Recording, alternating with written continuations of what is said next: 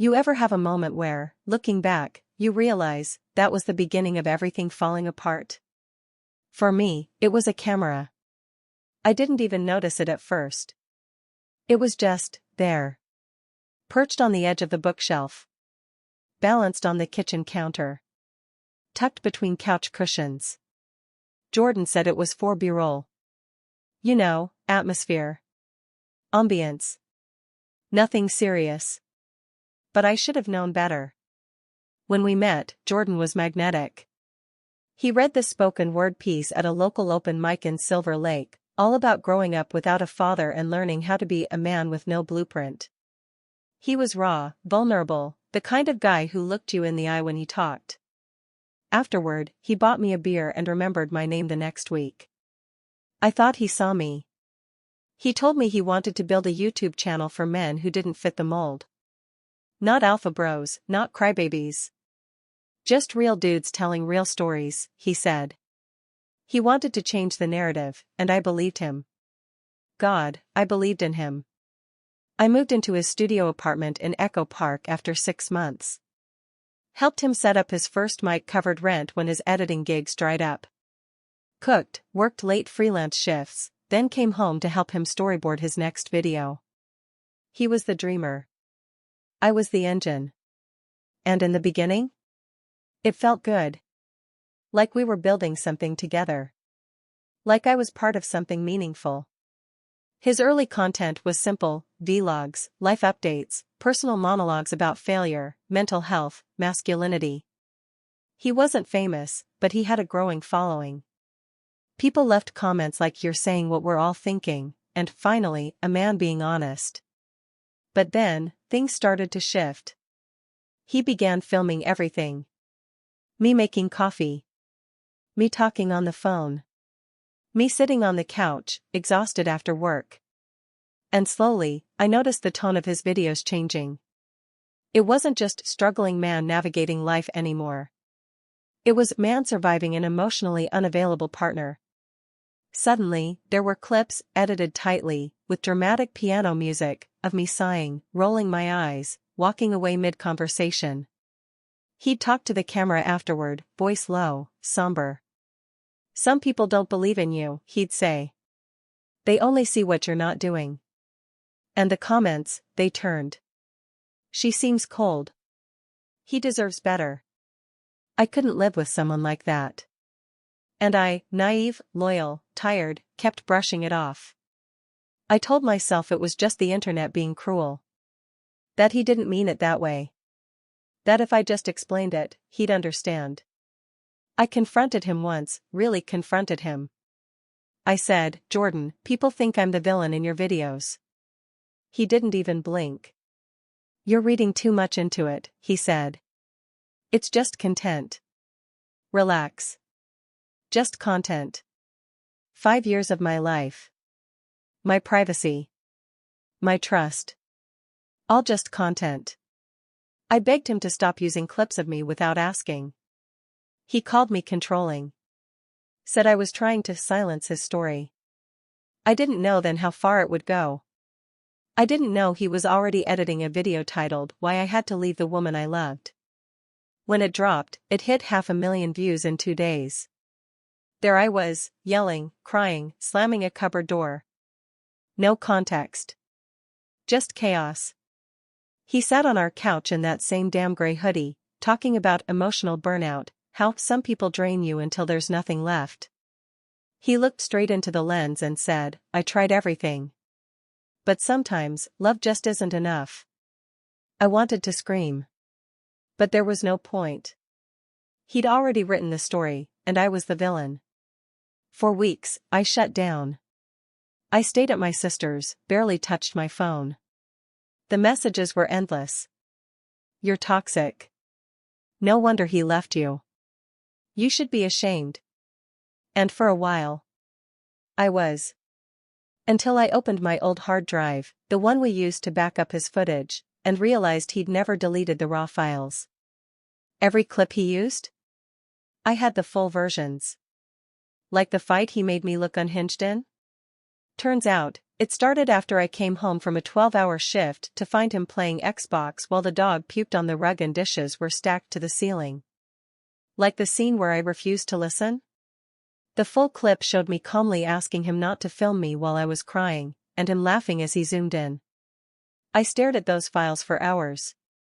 Something inside me shifted. No more hiding. No more silence. If he wanted a narrative war, fine. But this time, the truth would have a voice. And it would be mine. No. I wasn't trying to control the narrative. I was trying to hold on to myself. And I didn't even realize how far I'd already lost her, until that Tuesday morning. I was standing in the kitchen, barefoot on cold tile, halfway through making eggs when Jordan looked up from his phone and said, so casually it felt like a joke, "I think we should take a break." I blinked. What? He kept scrolling, like we were talking about changing the brand of almond milk. Then he met my eyes, calm, detached, robotic, and said, "I need space. I think I've lost myself in this relationship." He lost himself? I stood there, spatula in hand, egg sizzling in the pan behind me, the smell of olive oil and betrayal thick in the air, wondering how the hell we got here. 5 years. We had shared bank accounts. A dog. A whole damn life. And just like that, I was supposed to pack it all up and disappear? I didn't cry. I couldn't. I was too stunned. Too busy calculating if this was real, if maybe I'd misunderstood. But no, by that afternoon, he was already filming. By evening, the video was live. Why I had to walk away from someone I loved. I watched it alone on my sister's couch, laptop balanced on my knees, heart pounding so hard I could barely hear the audio over the blood in my ears. There he was, our apartment in the background, my throw pillows on the couch he was slumped on, talking like he was giving a TED talk on healing. His voice cracked at all the right moments. There were slow fades, black and white flashbacks, soft piano music playing underneath his monologue. Then the footage started. Clips of me yelling. Me slamming a door. Me rolling my eyes and walking away from the camera. No explanation. No context. Just me, edited into a monster. He made it seem like I had emotionally tormented him. Like I was some unstable, manipulative shell of a woman who sucked the life out of his gentle, creative soul. And the internet ate it up. Wow. This guy's been through it. You can tell she was toxic AF. Proud of you, bro. You're an inspiration to all men stuck in manipulative relationships. Within 24 hours, the video hit 500,000 views. By the end of the week, he had 3 new brand deals, a feature in some up-and-coming podcast about authentic male voices, and a collaboration with a self-help guru I used to follow. He was everywhere. And me? I became a meme. Screenshots of my face from his videos were passed around Twitter, captioned with things like "Run, King" and "Red flags in human form." No one cared what really happened. No one cared that I was the one who supported him when his credit was maxed out, who built him a website, who stayed when he had panic attacks and locked himself in the bathroom for hours. None of that made the cut. Because people don't want nuance. They want villains. And thanks to his careful editing, I fit the part. I unraveled. I quit my job. I deactivated my Instagram. I turned off my phone for days at a time. My inbox was full of dropped contracts and vague apologies. "In light of recent events," was the most common subject line. I stopped sleeping. I stopped eating. I'd walk past mirrors and flinch, not because of how I looked, but because I didn't recognize myself anymore. I wasn't Kayla. I wasn't anything. Even people who knew us, people who had been in our home, who'd seen us together, went quiet. Ghosted me. Like my guilt was contagious. They all assumed I must have done something to deserve it. After all, Jordan was so soft-spoken, so vulnerable, so believable. The world loves a man who cries on camera. And no one ever questions the woman he blames. It would have stayed that way. I might have faded into obscurity, branded forever as the crazy ex in someone else's origin story, if not for one late-night act of curiosity. I was digging through old files on my laptop, trying to distract myself from another sleepless night, when I found it, an external backup folder labeled archive_kj_final. It was from his camera. He must have forgotten to wipe it when he left. I clicked through. There were hundreds of clips, unedited, raw, full footage of the moments he'd used against me. And what I saw made my blood run cold. In one, he starts filming while I'm doing laundry. I'm stressed, venting about work, asking him to help out more around the house. He responds calmly, too calmly, and keeps the camera on me. Then he smiles, smug, like he already knows how he's going to cut it later. In another, I'm visibly sick. You can hear the congestion in my voice. I say, "Can you please not film me right now?" And he whispers into the camera, classic deflection. I sat there for hours, watching, scrubbing through timelines, jaw clenched so hard it hurt. And somewhere around 3:30 a.m., I exhaled. Not in defeat. In decision. Because I wasn't just going to prove he lied. I was going to take everything he tried to build, on my back, with my pain, and flip it. And I was going to do it on camera. This time, on my terms. Then came Lexi. My best friend since we were awkward, brace-faced 12-year-olds, passing notes in class and dreaming about moving to New York someday. She'd stuck with me through every heartbreak, every dumb decision, every time I swore, "No really, this guy is different." So when she burst into my room that night, eyes wild, laptop clutched like a weapon, I knew something big was coming. She didn't even say hello. Just marched straight to my bed, flipped open her screen, and said, "You need to see this." It was an old Google Drive folder, one I'd completely forgotten about.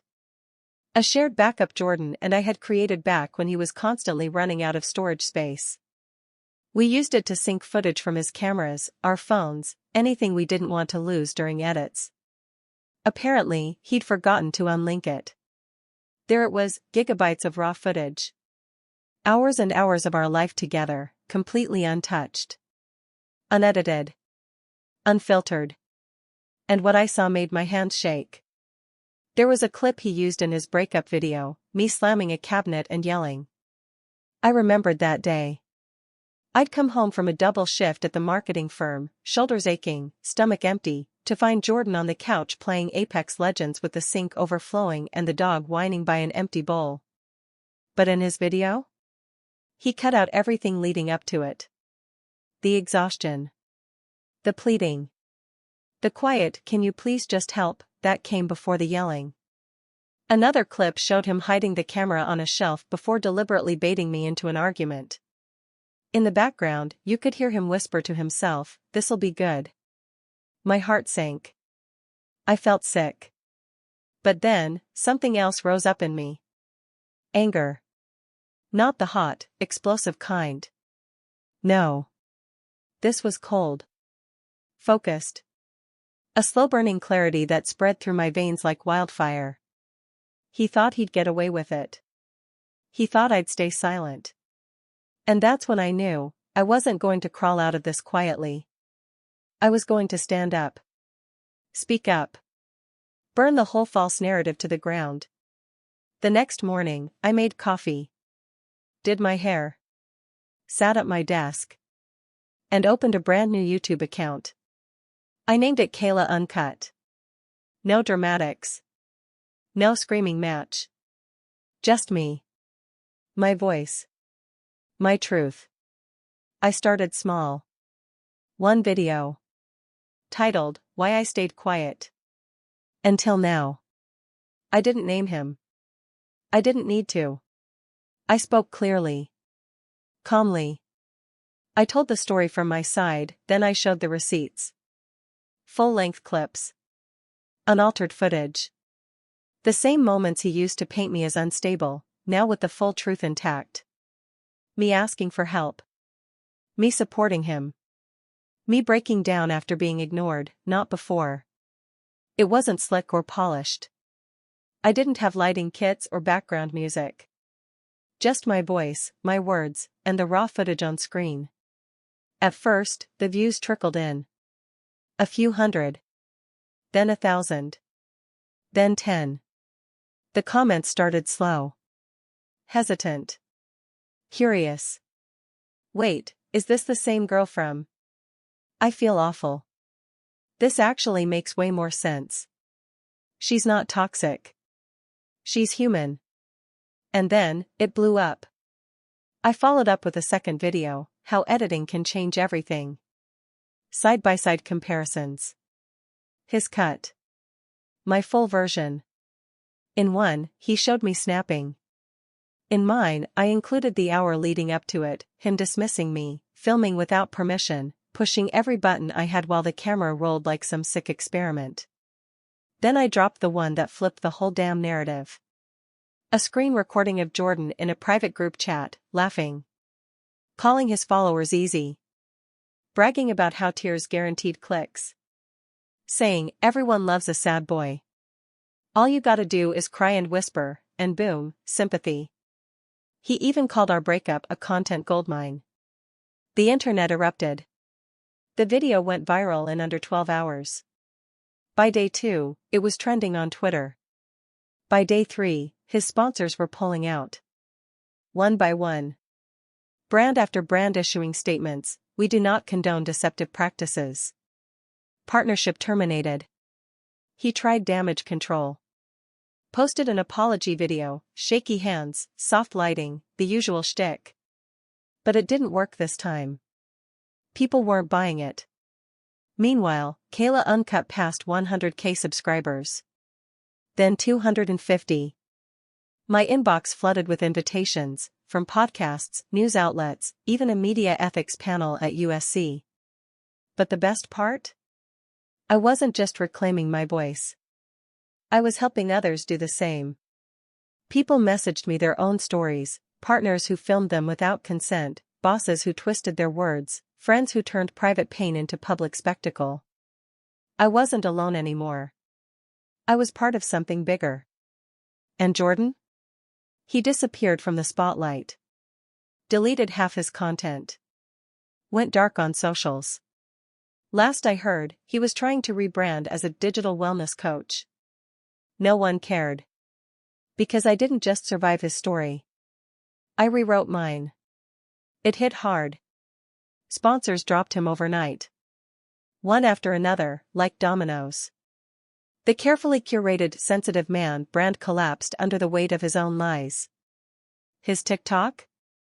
Demonetized. His Instagram? A battlefield of snake emojis, eye-roll reactions, and long threads of people dissecting his manipulation frame by frame. Then came the classic move, the teary-eyed "I'm sorry" video. He sat cross-legged in soft lighting, voice shaking, talking about the toll of internet fame and how narratives can spiral out of control. But this time? No one bought it. Because the truth had finally arrived, and it was louder than any piano-backed monologue he could upload. My channel exploded. It started with thousands of subscribers. Then tens of thousands. Then hundreds. I couldn't refresh fast enough. But it wasn't about the numbers. Not for me.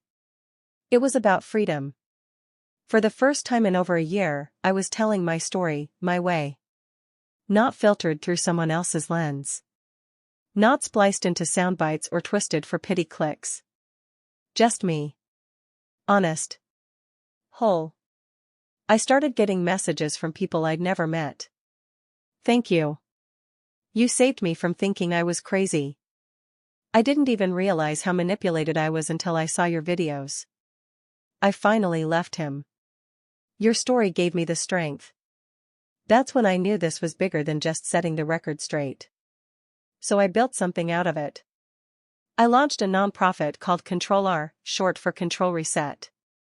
We help people who've been exploited online, people filmed without consent, defamed by influencers, bullied by exes who know how to edit pain into a product. We provide legal templates, takedown services, referrals to trauma-informed therapists. Real help. For real people. And the craziest part? The community showed up. lawyers volunteered. Counselors reached out. Survivors, people who had been through hell online, donated what they could. I even partnered with the university's digital ethics lab to run workshops on consent in media. From the ashes of that man's fake brand, I built something real. And then one morning, walking through the arts district with a coffee in one hand and my dog's leash in the other, I stopped in my tracks. There it was. A full-size billboard, right over 7th and Mateo. My face. Smiling, not in that fake influencer way, but soft, steady, grounded. Looking straight into the lens. The tagline? Your story. Your voice. Reclaim it. It was part of a campaign we'd launched with survivors across the country. My face was just one of many. But in that moment, it hit me, he tried to erase me, and instead, I became impossible to ignore. I heard Jordan's trying to rebrand again. Of course he is. Word is, he's calling himself a digital wellness coach now. Teaching online courses on how to manage cancel culture and the healing power of honest storytelling. Honest storytelling. Right. But no one's listening. His views have plummeted. His healing content has barely any engagement. The comments on his last video were brutal, until he turned them off. Again. Mine? Still wide open. Because I don't need to hide. I don't need to script my pain, stage my tears, or cut the angles to make myself look better. I don't need to harvest sympathy like a brand strategy. I have truth. I have receipts. And most importantly, I have peace. The kind of peace that comes when you stop asking for permission to speak. When you stop waiting for someone to set the record straight for you. When you finally realize no one can silence your story unless you hand them the mic. He thought he was writing the ending. That I'd vanish quietly, bruised and humiliated. But I took the pen back. And I rewrote the story. Not for revenge, not really. For me. For closure. For clarity. For every woman who's ever been flattened into a caricature by a man with a camera and a sob story. For every person who's been reduced to someone else's content. For anyone who's ever been blamed, buried, or edited out of their own life. This is for you. And if you're listening, if you're watching, if you've ever felt invisible, I see you. And I'm not done yet. Not even close. I never thought I'd be sitting here, telling this story, not like this, not to all of you. But if you made it this far, thank you. Really. It means more than you know. If my story hit something deep inside you, if you saw a piece of yourself in it, please, don't leave without sharing your thoughts in the comments. I want to hear from you. What would you say to the version of me who thought she was crazy? What advice would you give to someone still living in the shadows of someone else's narrative? Your words matter. And if you've ever been made to feel small, silenced, or twisted into a version of yourself you barely recognize, hear this, you're not alone. You're not too sensitive. You're not making it up. And you are absolutely allowed to take your story back. Don't let anyone shame you for speaking your truth. Don't let fear keep you from reclaiming your voice. Whether it's in a comment section, a private journal, or a viral video, it counts. This wasn't just revenge. It was restoration. If you want to support me and others like me, please like this video, share it with someone who needs it, and subscribe to keep this conversation going. And if you're feeling bold, drop your own story in the comments. I promise, this is a space where your truth is safe. Let's keep building something real. Together.